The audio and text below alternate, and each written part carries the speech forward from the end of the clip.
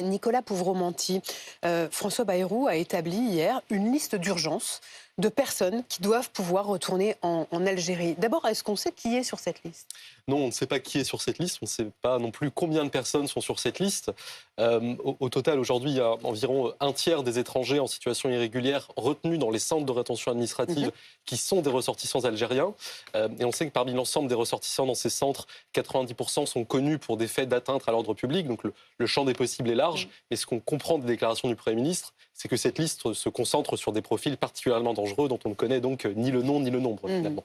Mais on imagine que cette liste va être transmise, ou l'a même déjà été à Alger, et que si d'ici 6 semaines, ces ressortissants algériens n'ont pas pu être expulsés, c'est-à-dire comme ce qui s'est produit avec l'assaillant de Mulhouse qui a été renvoyé en France à 14 reprises, c'est à ce moment-là que François Bayrou va mettre ses menaces à exécution, en fait. C'est-à-dire qu'on comprend effectivement que cette liste de profils prioritaires à éloigner servira en quelque sorte de thermomètre, d'indicateur de la bonne volonté d'Alger dans la reprise d'une coopération fiable en matière d'immigration. Mais puisque le Premier ministre n'a donné, encore une fois, ni le nom ni le nombre, l'atteinte de ces indicateurs sera finalement appréciée de manière discrétionnaire par le gouvernement.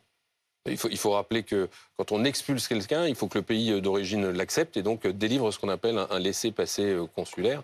Et pour le coup, c'est vrai que l'an dernier, par exemple, les mesures d'éloignement prononcées à l'encontre de ressortissants algériens, on avait à peu près 25 000, et que le taux de délivrance de ces laissez-passer consulaires, c'était 34,9% seulement. Donc dans 2 tiers des cas, l'Algérie a refusé de reprendre ses ressortissants.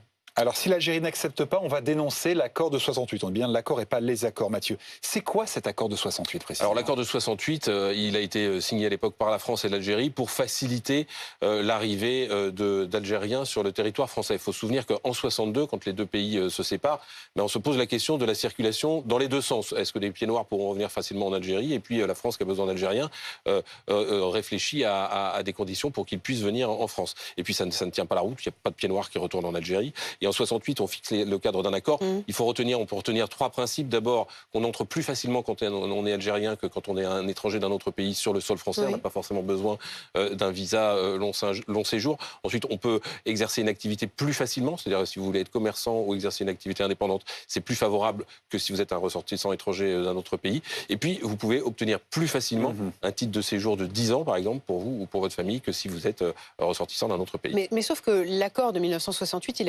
il a déjà été révisé à plusieurs reprises. Est-ce que les Algériens aujourd'hui ont vraiment plus de facilité pour venir travailler et s'installer en France? Alors, eux disent que non et que c'est difficile de venir. Mais oui, globalement, par rapport à un étranger d'un autre pays, ils ont plus de facilité. Juste dénoncer cet accord, ça peut exercer un moyen de pression sur le gouvernement algérien, mais ça ne réglera en rien les questions d'OQTF en général. Si on prend le nombre d'OQTF qui concernent des ressortissants marocains et tunisiens, on a à peu près le même volume que les Algériens. Donc vous pouvez dénoncer tout ce que vous voulez avec l'Algérie, ça ne réglera pas le sort des ressortissants marocains ou tunisiens.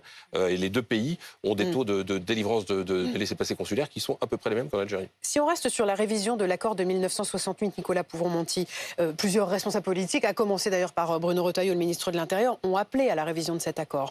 Et beaucoup estiment qu'il est daté et qu'il a déformé l'immigration algérienne, c'est-à-dire... On peut dire qu'il a façonné, en tout cas, l'immigration algérienne à la fois dans son nombre et dans sa nature. D'abord dans son nombre, c'est-à-dire que l'immigration algérienne est aujourd'hui la principale immigration en France, la population immigrée la plus nombreuse. On va voir quelques chiffres s'afficher d'ailleurs, des chiffres de l'INSEE. Absolument. Les Algériens sont aussi la principale nationalité bénéficiaire des titres de séjour en cours de validité. Donc il y a cet effet-là qui tient pour une part à cet accord franco-algérien.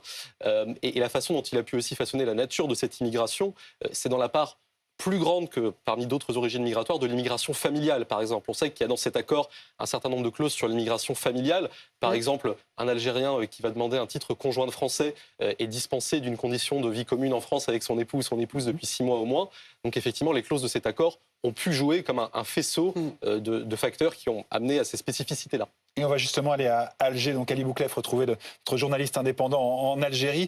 Ali, comment les déclarations de François Bayrou ont-elles été perçues à la fois par le pouvoir et par les Algériens?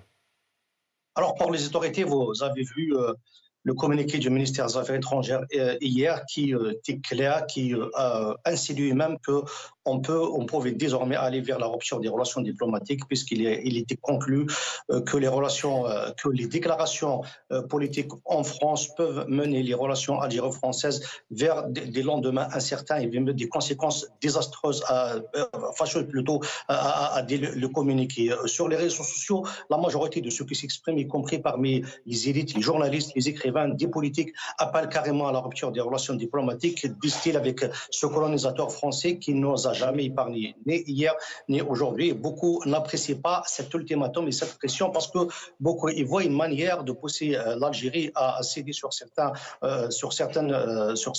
une certaine politique et que c'est juste une manière de détourner la politique française vis-à-vis de l'Algérie. Et que tout le monde ici regarde surtout ce qui se passe du côté de l'extrême droite. Il pense que c'est la domination des idées de l'extrême droite sur le gouvernement français qui pousse, par exemple, François Bayrou à agir de la sorte hier. Il est très possible aujourd'hui qu'il y ait un communiqué beaucoup plus sévère que celui que nous avons vu hier et que les pressions qui sont exercées ne donneront pas beaucoup de résultats, surtout que entre les deux pays, il ne reste plus pratiquement beaucoup de relations depuis longtemps sur le plan économique. Les relations sont limitées à leur simple expression. Sur le plan diplomatique, il n'y a absolument plus de contact ni avec l'ambassadeur ni avec les autorités françaises. Il ne reste plus désormais que les visas et que la circulation des personnes. Et sur ce point-là, je pense que les autorités algériennes sont sur le point de tout rompre si la situation continue à se dérouler comme c'est le cas aujourd'hui. Ali Bouklef, je voudrais qu'on regarde ce matin la une d'un journal algérien, Le Soir, en l'occurrence, la France en mode algérophobe. Tout à fait, oui, c'est ce sentiment-là qui prévaut et qui est en train de dominer ici en Algérie, quelle que soit la tendance, quelle que soit l'orientation politique. Il y a même la résurgence de ce passé de l'euro, de ce passé colonial qui est ressassé qui est répété à longueur de journée sur les réseaux sociaux et sur les chaînes de télévision, y compris sur les journaux, en disant que la France était un régime colonial hier et cet esprit colonialiste subsiste encore chez certains Français aujourd'hui. C'est pour cela, et on parle bien sûr de l'élite politique et non pas du peuple français. On parle des autorités françaises d'aujourd'hui. C'est pour ça qu'il y a des appels à rompre les relations diplomatiques de manière définitive. Mathieu, hier, François Bayrou disait qu'il n'y avait pas d'escalade. J'ai juste une question. Est-ce que la presse algérienne a cherché à savoir pourquoi le suspect de l'attentat de Mulhouse avait été refusé 14 fois par l'Algérie? Est-ce que vous trouvez ça normal? Personne ne parle de ces sujets-là, ni de la part des autorités qui disent que ce sont souvent de faux sujets, ni de la presse qui ne s'est jamais posé ce genre de questions. On ne fait jamais d'ailleurs ce genre de sujet lorsqu'on parle de la France et lorsqu'on parle des relations internationales. On s'aligne directement sur le discours officiel. C'est pour cela qu'on ne demande pas ce qui se passe de l'autre côté de la Méditerranée. On estime qu'on ne vise uniquement les Algériens parce qu'il y a aussi des OQTF, comme vous le disiez tout à l'heure, qui sont des Marocains et qui concernent des Marocains, qui concernent aussi des Tunisiens et d'autres nationalités. C'est pour ça qu'on ne se pose pas ce genre de questions. L'essentiel étant que ce que disent les autorités françaises est dénoncé et par la presse et par les autorités officielles. Nicolas Pouvremonti. Oui, alors on peut être quand même surpris par les titres qui font référence à une sorte d'algérophobie, le terme est là, de la France, parce qu'en termes migratoires, aujourd'hui, si on prend simplement les immigrés de première génération, il y a 900 000 immigrés originaires d'Algérie en France, dont la moitié sont arrivés après l'an 2000, donc c'est une immigration qui est toujours un phénomène contemporain, qui ne subit pas d'entrave majeure. 650 000 Algériens disposent d'un titre de séjour en cours de validité. L'an dernier, la France a accordé 250 000 visas à des ressortissants algériens. C'était 20% de plus que l'année précédente. Donc tout ça dessine une politique migratoire qui, du côté de la France, n'a rien d'hostile, mais qui se trouve n'être payée d'aucune coopération de la part du régime d'Alger en retour. Merci à tous.